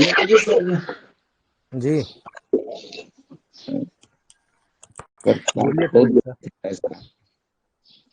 जी प्रवीण स्किन, सर। जी सर, आपने तो स्किन का स्पेशलिस्ट ही बना दिया सर हमको। Thank you sir. सर एक डिलीवरी के बाद में जो चेहरे पे धब्बे आ जाते हैं सर, ब्लैकिश सब बैक, जी तो उसके लिए सर अभी 15 दिन पहले एक केस आई थी, तो S5C5A2 वर्टू APPGE का लोशन बना के दिया था सर उसको, ग्लिसरीन में जी चेहरे लगाने के लिए, और हेप्टो ड्रॉप दिया था सर उसको। तो 15 दिन में सर पूरा चेहरा फ्रेश हो गया सर उसका। बहुत बढ़िया सर, शानदार। देखो मैं आपको कुछ चीजें बताता हूँ जो मैंने आज तक कभी आप लोगों को बताई नहीं, ठीक है। जी सर। आप लोग अगर बेनिफिट उठाना चाहते हो तो मैं आपको बता देता हूँ। देखो क्या होता है, जी सर। पेशेंट रिजल्ट चाहता है ना, और हम्म। पैसा बनाना तो सबका उसूल होता है। मैं आपको 3 चीज बताता हूँ। ये जी एक सर। कंपनी है SSL, ये जी ओरिजिनल ग्लिसरीन बना के देती है ना, और इसकी जी एमआरपी भी बहुत कम है। इसकी जी। एमआरपी है ओनली 40 रुपीज, है ना। इसमें भी आपको कहीं ना कहीं डिस्काउंट मिलता है, ठीक है। जी ये ग्लिसरीन इतना शानदार है, ये केवल फेस के लिए है, और मैं पिछले 12 साल से यूज कर रहा हूँ। आज तक किसी भी लेवल पर किसी को रिएक्शन नहीं हुआ, ठीक है। और जी इस ग्लिसरीन की खासियत है कि यह फ्लेवर में आता है, ठीक है। जी। और फ्लेवर में आने की वजह से जब आप इसको बना के देते हो, मैं आपको एक ग्रुप में डाल दूंगा, जब आप इसको बना के देते हो दोस्तों, तो इसकी क्वालिटी इतनी अच्छी है कि जी सर। पेशेंट अगर इसको लगा लेता है ना, तो उसके चेहरे पे एकदम जैसे मतलब फॉरेन से आए हो, चमक एकदम आ जाती है, और ये चमक बहुत अच्छी होती है, ठीक है। तो आप इसमें बना के दो, बहुत अच्छे रिजल्ट मिलेंगे आपको, ठीक है। कहाँ मिलेगा सर ये? कहीं भी होम्योपैथ मेडिकल पे मिल जाएगा आपको, ठीक जी है। सर, जी सर, चलेगा जी सर। जी। ओके सर, ठीक है। जी Firdaus sir, Firdaus sir, good morning sir. Good morning Firdaus sir. Sir एक रिपोर्ट सेंड करा था सर आपको, शायद देखी या नहीं देखी। सर मैंने अभी नहीं देखी है। ओके सर, तो उसमें क्या है, चेस्ट HRCT का है वो। तो हम्म उसमें पेशेंट 37 ईयर्स का लेडीज है वो। तो कभी कभी उसको मतलब ब्रीथिंग प्रॉब्लम हो जाता है, हम्म और ऐसा दिखता है कि निगलने में कंजेशन जैसा महसूस होता है, यानी जैसा फंसता है कुछ उस तरह से। तो हम्म मेरा तो टारगेट था कि एंडोस्कोपिक का टारगेट था, लेकिन फिर भी देखे कि मतलब उसको ब्रीथिंग जब कम ज्यादा हो रहा है, तो इसका मतलब कि HRCT से भी रिलेटेड है वो। तो मैं बिल्कुल। HRCT लिखा। तो उसमें लिखा small 10 mm pleural based calcified nodules noted along the right lobar lobe. ठीक है। ये है। तो इसको कोई नहीं, मतलब कहने। जी सर। आप जैसे स्टोन का ट्रीटमेंट करते हो ना, जी आप हाँ। इसमें क्या करो, आप स्टोन गन को D6 में दे दो, ओके। ठीक है। और बाकी प्लूरल कैविटी पे काम करने वाली मेडिसिन दे दो आप, ठीक है। अच्छा। ओके बस सर। और कुछ नहीं करना, 200 डायल्यूशन में जाना है, नेगेटिव में, है ओके ओके। ना, बिल्कुल क्लियर हो जाएगा। देखो, कैल्सिफिकेशन कब होता है, जब जी। कहीं पर कोई कैल्शियम। इन्फ्लामेशन हुआ और हाँ। आपकी बॉडी क्या कर रही है, उसको एक ग्रेनुलेशन टिश्यू बनाकर आपके लंग्स से अलग कर रही है अलग ना। कर रहे उस हैं, यस। कंडीशन में ग्रेनुलेशन टिश्यू कैल्शियम आके आसपास डिपॉजिट हो गया, ठीक हाँ है। हाँ। अब इसको डिजोल्व करना है, तो पूरा ग्रेनुलेशन टिश्यू को डिजोल्व करना पड़ेगा आपको, ठीक है। बिल्कुल बिल्कुल इसलिए बिल्कुल। नेगेटिव से पॉजिटिव हुआ, बहुत जल्दी ठीक हो जाएगा ये, ठीक ओके है। सर, मैं थैंक यू सर। देखकर आपको डाल दूंगा, ठीक। ठीक है सर, ठीक है सर, थैंक यू सर। जी जी। Anupam Mandal sir, Anupam Mandal sir. नमस्ते सर, कैसे हैं आप? मैं ठीक हूँ अनुपम सर। सर, ये बाज फ्लावर का रेमेडी का दो फीडबैक देना है इसलिए आपसे बात कर जी रही थी। जी। सर, एक साल पहले मेरे पास एक 53 इयर्स एज का एक फीमेल पेशेंट आया था। उसको क्रोनिक ब्रोंकाइटिस था, और जब कॉफ होता है तो कॉफ एक से 2-3 महीने तक ऐसे चला रहता है। उसको म्यूकस इतना बढ़ जाता है चेस्ट में कि उसको एक्सरे करवाना पड़ता है, लेकिन कुछ ठीक नहीं होता है। तो मेरे पास आए हैं, मैंने उसको प्रोटोकॉल दिया था, 3 महीने में पूरा ठीक हो गया है। जी अभी फिर से रिकरेंट हुआ है, तो मेरे पास आया था। मैंने इलेक्ट्रोमेफाथ का 2 प्रोटोकॉल ओनली दिया है, और उसके साथ व्हाइट चेस्टनट, वॉलनट और क्रैब्स एपल दिया है, क्योंकि वो कप निकालने की कोशिश कर रहा था, लेकिन वो पूरा म्यूकस इतना चिपचिपा था कि लंग्स में बैठ गया था। लेकिन अभी एक हफ्ता हुआ है, मैंने 13 जुलाई को दिया है, और अभी तक पेशेंट का कॉल आया आज सुबह। वो बोल रहे थे कि मेरा पूरा कफ निकल गया है, मेरा पूरा कोई डिफिकल्टी नहीं है, और कोई कॉफ भी नहीं है। बहुत बढ़िया सर। और एक चीज है सर, और एक फीमेल पेशेंट आया था। उसको 10 साल से भी ज्यादा हेडेक था, और उसका मामी का भी हेडेक के वजह से भी डेथ हो गया। तो वो जी हमेशा डरा रहता था कि मेरा हेडेक, मेरा मामी की तरह मेरा डेथ हो जाएगा। हर टाइम हस्बैंड से ऐसे थोड़ा बातचीत करता रहता, नेगेटिव थिंकिंग ज्यादा आता था। तो मैंने उसको, मल्टीपल डिसऑर्डर था उसको, मैंने इनफर्टिलिटी का ट्रीटमेंट कर रही हूँ अभी। तो इसलिए white chestnut, walnut, cherry plum और लार्ज दिया है, क्योंकि उसका आत्मविश्वास इतना कम है कि उसका ठीक नहीं हो रहा था। लेकिन वो भी अभी ठीक है, अभी सिर दर्द नहीं हो रहा है, पूरा स्टॉप हो गया। लेकिन मेडिसिन अभी और 15 दिन कंटिन्यू करने के बाद पूरा स्टॉप करना है। बहुत बढ़िया सर, बहुत बढ़िया। ये Sanjay sir, doctor Sanjay Kumar. Good morning sir. Good morning Sanjay sir. बोले सर, जी फिलिपियन ट्यूब ब्लॉक है सर, उसके लिए क्या मेडिसिन क्या चलाया चीज जाए सर? क्या चीज Philippian tube sir, Philippian tube. Elephant C2 आरी दो, आप अम्लिकल कार्ड में डाल दो।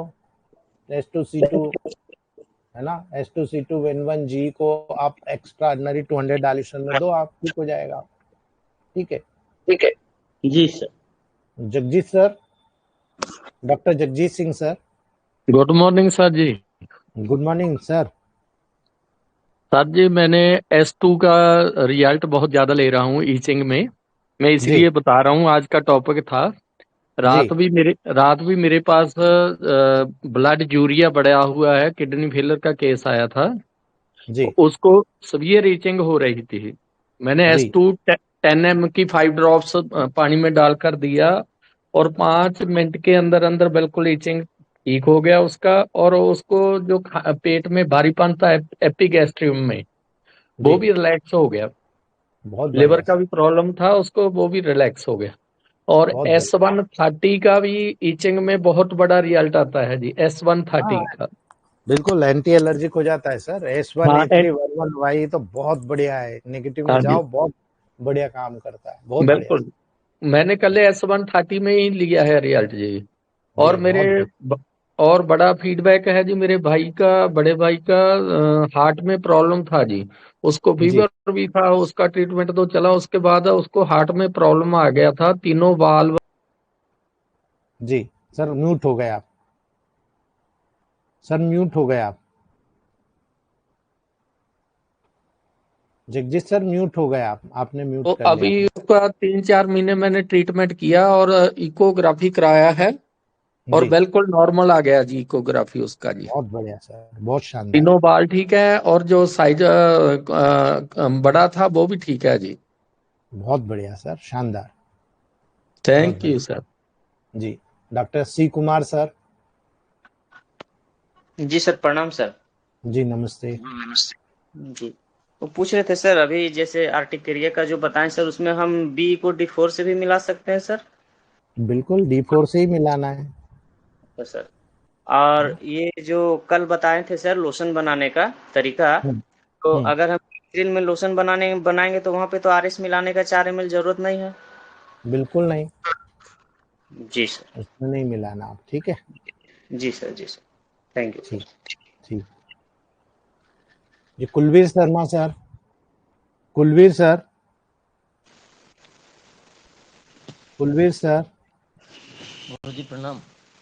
जी गुरु जी कल एक पेशेंट आया था, इंजेक्शन लगा हुआ था उसके उसके इचिंग इतनी आ रही थी कि किसी भी चीज़ से बंद नहीं हुआ था। वो कह रहा था कि मैं तो जी डेक्सोना भी लगवा दिया, ये लगवा दिया। वो मेरे पास आया, मैंने पास 10 ml में S1Y और बॉर्बन तीनों को एक जगह मिक्स करके 1 गिलास पानी में डाल के मैंने उसको वहीं पिलवाया, थोड़ा थोड़ा करा के सर। और 1-1.5 घंटे में उसके जो इचिंग आ रही थी वो बंद हो गई सर। बहुत बढ़िया। और गुरुजी एक और जबरदस्त फीडबैक मिला है, हाँ वो है एक अभी जो डिलीवरी का केस चल रहा था, वो चाइल्ड हुआ है, लड़का हुआ है सर, उसके बहुत खुश है वो। मेरे पास आया सर, ये इनाम देके गया है मेरे को वो, एक जोड़ी कपड़े देके गया सर वो तो। बहुत बढ़िया सर, 8 साल बाद उसकी डिलीवरी हुई है। और बहुत बढ़िया। जी वो जो डॉक्टर ने कहा था कि ये मिसकैरेज कर हो जाएगा, ये सही नहीं है, इसको सफाई करा दो, वो अपना 9 मंथ का प्रोटोकॉल चलाया था उसका। और एक उसी के साथ में एक अभी देहरादून से पेशेंट आया था, उसकी प्रेगनेंसी कंसीव नहीं हो रही थी। खुशखबरी ये है सर कि उसको जो है 1 मंथ 15 डेज की प्रेगनेंसी कंसीव हो चुकी है। बहुत बढ़िया, इससे बड़ी चीज कुछ नहीं होती सर, बहुत बढ़िया। ये तो सब आपका आशीर्वाद है सर, हम तो बहुत बढ़िया सर, धीरे धीरे सब होता जाएगा, ठीक है। जी। जी Ayush Kumar ji, doctor Ayush Kumar. Good morning sir. Good morning sir एक लिम्फेटिक टेम्परामेंट के सर पेशेंट है। सर उसको कॉन्स्टिपेशन सर, बाथरूम सर 4-5 दिन से नहीं आता सर। उसको मैं S2 और S+C10 भरवन और D4 में सक दिए, उसके बावजूद भी सर नहीं हुआ। उसके बाद फिर सर उसको S1 D3 और में क्लास S1 और स्लाश 30 में चलाओ भाई, हार्ड कॉन्स्टिपेशन है। S2 को केवल सुबह खाली पेट दो 2 ड्रॉप, बाकी कुछ नहीं करना, ठीक है। Jaswinder sir, Jaswinder Singh sir. Good morning sir. Good morning sir. Acne में सर C10 सेकंड सोल्यूशन का बहुत बढ़िया रिजल्ट मिला है सर। बिल्कुल मिलेगा, लीवर को करेक्ट कर दिया, अगर लीवर से जुड़ा होगा तो बहुत अच्छा रिजल्ट आएगा। उल्टा हुआ केस था सर, मैंने वो बाकी प्रोटोकॉल जो दिए उसके साथ सर मैंने C10 ऑर्गन बूस्टर को लगाया तो पेशेंट को 10 दिन में पूरा चेहरा साफ हो गया सर। बहुत बढ़िया सर, ये एक नई चीज सीखने को मिली है, बहुत बढ़िया। अच्छा सर, एक लेफ्ट आर्टरियम डायलिटर है सर, हार्ट का बच्चा है सर, उसमें हम क्या दे सकते हैं सर? हार्ट क्या ड्रॉप दो ना सर सेकंड डायलेशन में। हार्ट क्या ड्रॉप सर सेकंड डायलेशन में दो, बिल्कुल करेक्ट हो जाएगा, नॉर्मल हो जाएगा वो। हार्ट मसाज भी दे सकते हैं सर? नहीं, हार्ट मसाज बच्चे को नहीं देना। ठीक है सर, थैंक यू। क्योंकि उसका सर्कुलेशन ऑलरेडी तेज होता है सर।